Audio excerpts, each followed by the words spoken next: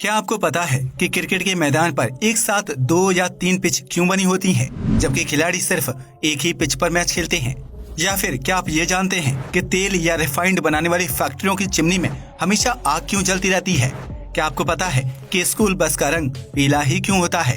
यकीनन आपने आज से पहले इतने मजेदार फैक्ट्स नहीं सुने होंगे, इसलिए इस वीडियो को आखिर तक जरूर देखें। फैक्ट नंबर 1, आपने कभी न कभी स्कूल की बस में सफर जरूर किया होगा या बच्चों को बस से उतरते या चढ़ते हुए देखा होगा, लेकिन क्या आपको पता है कि स्कूल बस का रंग पीला ही क्यों होता है? अगर नहीं तो हम आपको बता दें कि स्कूल बस का पीला रंग सुरक्षा को दर्शाता है, क्योंकि पीले रंग की बस रात और दिन के समय दूर से आसानी से दिखाई दे जाती है। इसके अलावा पीला रंग मनुष्य को धीमी गति से गाड़ी चलाने के लिए प्रोत्साहित करता है, क्योंकि ट्रैफिक सिग्नल पर मौजूद पीले रंग की लाइट गो स्लो का इशारा करती है। यही वजह है कि स्कूल की बस का रंग पीला ही रखा जाता है, ताकि गाड़ी चलाने वाले हर व्यक्ति को उसकी पहचान रहे और वह बच्चों को ध्यान में रखते हुए गाड़ी की रफ्तार कम रखे।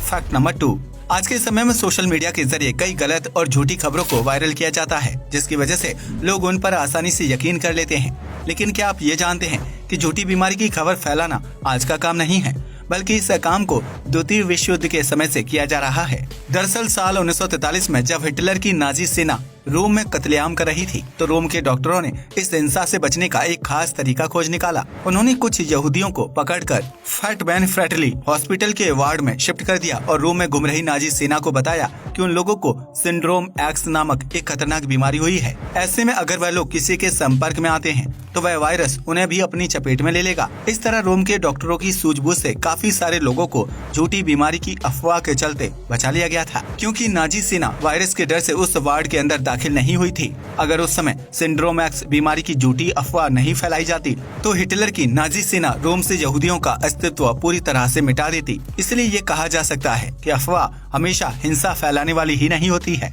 बल्कि कभी कभी इससे बेगुनाह लोगों की जान भी बचाई जा सकती है। हालांकि इसका मतलब ये नहीं है कि आप झूठी और गलत खबरों को प्रोत्साहित करें या फिर सोशल मीडिया के जरिए उन्हें लोगों के बीच फैलाएं। फैक्ट नंबर 3, जब एक महिला गर्भवती होती है तो उसके खान पान का खास ख्याल रखा जाता है, क्योंकि बच्चे को मां के जरिए ही सभी पोषक तत्व प्राप्त होते हैं। लेकिन आपको ये जानकर हैरानी होगी कि जिस तरह एक मां अपने बच्चे का ख्याल रखती है, ठीक उसी तरह कोख में पल रहा बच्चा भी अपनी मां का ख्याल रखता है।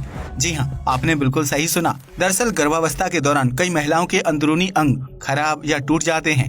ऐसे में उसकी कोख में पल रहा बच्चा अपने पोषक तत्वों को मां के पास भेजता है, ताकि डैमेज अंग की मरम्मत की जा सके। ऐसे में बच्चे से प्राप्त सेल्स की मदद से महिला के शरीर में डैमेज हुए अंग की मरम्मत होती है, जिसके बाद मां की जरूरत पूरी होने पर वह सेल्स वापस बच्चे को मिलने लगते हैं। इस फैक्ट को जानने के बाद आप समझ ही गए होंगे कि सिर्फ मां ही 9 महीने तक अपने बच्चे का ख्याल नहीं रखती है, बल्कि इस कार्य को वह बच्चा भी बखूबी पूरा करता है।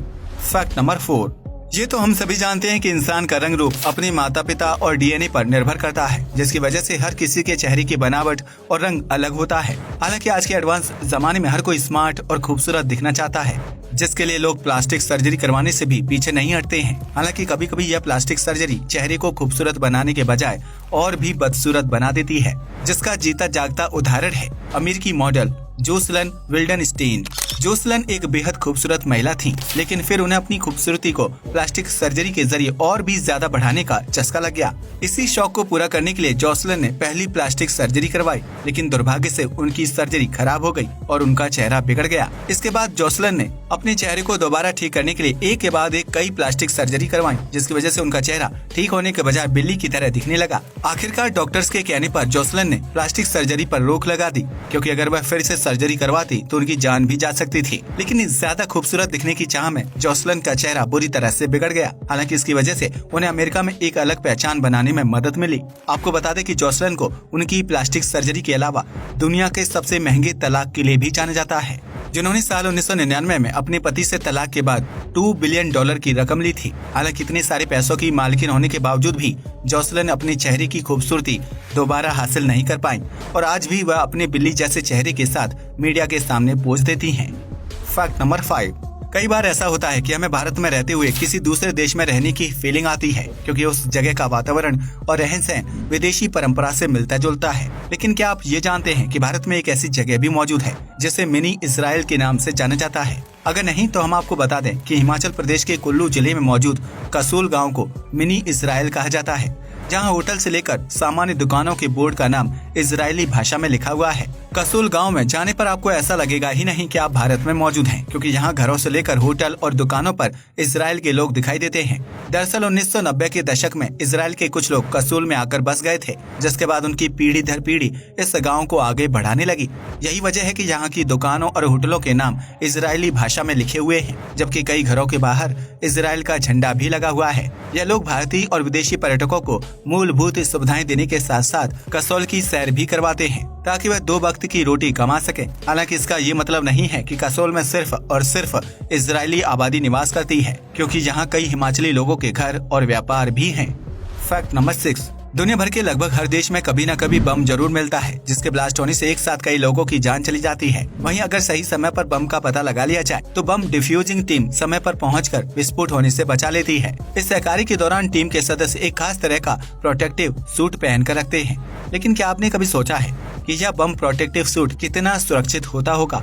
अगर नहीं तो हम आपको बता दें कि इन प्रोटेक्टिव सूट्स को एक्सप्लोसिव ऑर्डिनेंस डिस्पोजल सूट या फिर ब्लास्ट सूट बॉडी आर्मर कहा जाता है। यह सूट बहुत ही भारी भरकम होते हैं, जैसे तैयार करने के लिए प्लास्टिक और केवलर फोम का इस्तेमाल किया जाता है। बम प्रोटेक्टिव सूट को कई लेयर्स के साथ तैयार किया जाता है, ताकि विस्फोट के दौरान आग, चिंगारी या किसी चीज से शरीर को चोट ना पहुंचे। इसके अलावा यह सूट बहुत तेज विस्फोट के झटके को भी झेलने में सक्षम होता है, जिसकी वजह से इसे पहनने वाले व्यक्ति को विस्फोट के दौरान खुद को संभालने में मदद मिलती है। हालांकि इन सूट्स को ज्यादा देर तक पहना नहीं जा सकता है, क्योंकि इसके अंदर बहुत ज्यादा हीट जनरेट होती है। ऐसे में अगर कोई व्यक्ति बम प्रोटेक्टिव सूट को ज्यादा देर तक पहने रखता है तो उसे बहुत ज्यादा गर्मी और पसीने का सामना करना पड़ता है। यही वजह है कि बम डिफ्यूज करने वाली टीम के सदस्य एक्सप्लोसिव ऑर्डिनेंस डिस्पोजल सूट को सिर्फ 1 घंटे तक ही पहनकर रखते हैं। इससे ज्यादा समय तक 40 किलोग्राम सूट को अपने शरीर पर पहने रखना उनके लिए बहुत ही मुश्किल टास्क हो जाता है।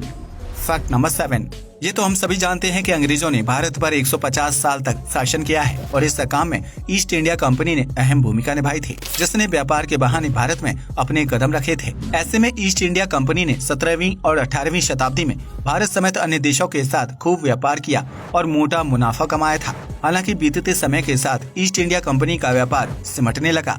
पहले तो इस कंपनी के हाथ से भारतीय व्यापार चला गया और बाद के सालों में ईस्ट इंडिया कंपनी छोटे से व्यापार में तब्दील हो गई, जिसके बाद साल 2010 में भारतीय बिजनेसमैन संजीव मेहता ने ईस्ट इंडिया कंपनी के कुछ शेयर खरीदकर सभी को चौंका दिया। संजीव मेहता ने $15 मिलियन की रकम चुकाकर न सिर्फ ईस्ट इंडिया कंपनी को खरीदा, बल्कि हमारे देश पर शासन करने वाली कंपनी के मालिक भी बन बैठे। अब ईस्ट इंडिया कंपनी ब्रिटिश सरकार या व्यापारियों के अधीन नहीं है, बल्कि इसे चलाने वाले व्यापारी एक भारतीय हैं।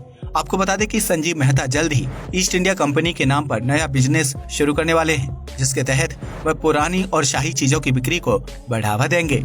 फैक्ट नंबर 8, अगर आपने कभी ऑयल फैक्ट्री या रिफाइनरी फैक्ट्री को देखा है तो आपने वहां मौजूद चिमनी में जलती हुई आग को जरूर नोटिस किया होगा। वहीं कई लोग ऐसे भी हैं जिन्होंने आज तक ऑयल रिफाइनरी फैक्ट्री देखी ही नहीं है, इसलिए उन्हें इस जलती हुई चिमनी के बारे में नहीं पता होगा। ऐसे में हम आपको बता दें कि ऑयल फैक्ट्री में मौजूद चिमनी में हर वक्त आग जलती रहती है, जिसकी वजह से इसे फ्लेयर के नाम से जाना जाता है। ऑयल फैक्ट्री में फ्लेयर सुरक्षा कारणों से लगाई जाती है, ताकि तेल रिफाइनरी के कार्य के दौरान किसी तरह का हादसा ना हो।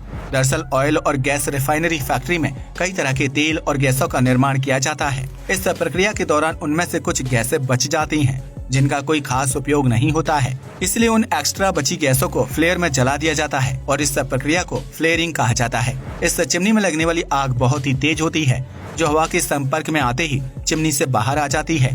हालांकि फ्लेयर से निकलने वाली आग की वजह से किसी तरह का हानिकारक धुआं पैदा नहीं होता है, इसलिए ऑयल रिफाइनरी में मौजूद चिमनी में हर वक्त आग जलती रहती है।